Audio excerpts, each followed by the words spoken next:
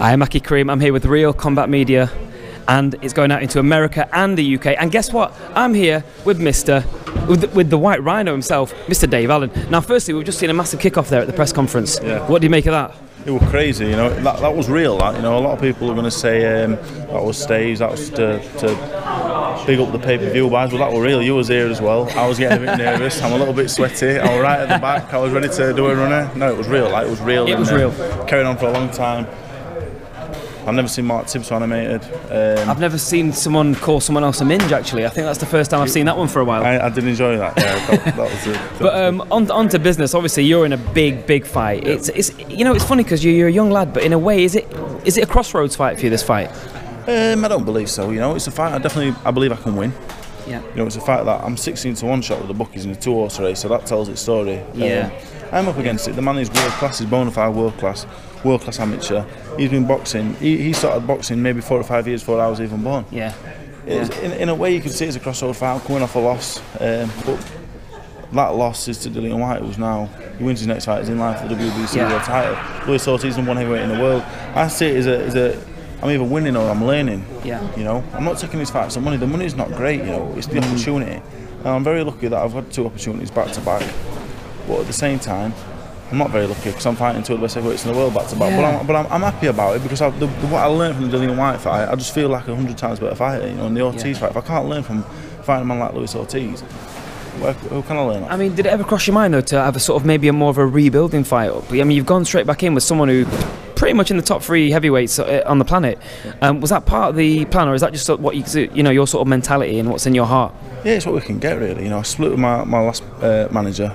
Got a new manager. We started working together. I had a few personal problems through September, end of August, and I put a lot of weight on. I was hoping to get a 4 or 6 rounder in straight away. I accepted the prize fight. It didn't happen, so I said to my manager, let's try and get a 4 or 6 round fight out, and hopefully I can get prices back into the year. Yeah. So I wasn't planning on boxing again, but boxing's kind of the only thing really what keeps me a little bit sane. So I thought I'm going to get back in the ring. It didn't work out that way. You know, we couldn't get out on a show. Eddie got in touch about 3-4 weeks ago, said you can have the Ortiz fight if you want it. So I said, of course. Yeah. It was either Ortiz or I don't fight until February, March. And I'm an impatient man. And I want to fight the best. I couldn't turn down an Ortiz fight. I'm not in a privileged position where I've got a promoter and I fight whenever. So I've got to take these fights. I mean, can you tell us a little bit as well, in preparations, you've been seen a lot on the social media with Dillian Whyte himself. Have you been doing bits and bobs with him, sparring, learning a bit off him as well? Yeah, we've been sparring now. I'm sparring for the Lewison fight. I'm sparring now for the Chisora fight. I started sparring when the call for the Ortiz fight came. Yeah. So, kept on sparring. I've been sparring with him. That's all we've been doing, just sparring. But we're doing a lot of rounds for this.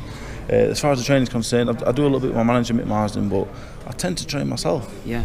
And I'm fighting #1 heavyweight in the world. Fair play. Couple of weeks notice, training myself. Fair People play might think I'm crazy, and they might be right, but I genuinely believe I'm going to win this fight. You know, I am fit. Yeah. I'm very strong. How do you think you actually go about and beat him? I mean, he's very technical. He's got good balance, good power. Yeah. What are the keys to victory? I think I only beat him in 2 or 3 areas. I think I'm physically stronger than him. Yeah. I'm very physically strong. I don't look to look at me. I don't look very much, but Dillian Whyte, I'll tell you himself, he was backing away the whole fight. Yeah, and I was there. I'm very physically strong. I'm very fit. I'm fit. You know, I've done all sorts of sports. I'm very fit. I believe I'm fitter than him, and I believe I want it more. If I can get Ortiz into round 5, 6, 7, 8, which is easier said than done because the man can crack. He's a lot better boxer than me. He can punch, you know, and my chin is good. It's well known for being a good chin. But if Luis Ortiz hitting you on it, I'm gonna go. You know, I'm not stupid enough to think I'm gonna leave there with my chin hanging out, and he's not gonna knock it off because he will. So I've got to get him into the second half of the fight, but I've got to get him there tired. I've got to get in there frustrated. I've got to box him.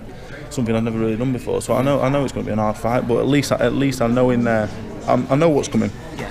Listen, Dave Allen, we wish you the absolute best on Saturday. Just finally, just for people who aren't as familiar with you, what can you say to the people out there that, you know, to get them behind you? You know, I'm just a young kid really that loves to fight. You know, I've not been boxing very long. I had 10 amateur fights. This is my 12th pro fight. I've took the hard fights, you know.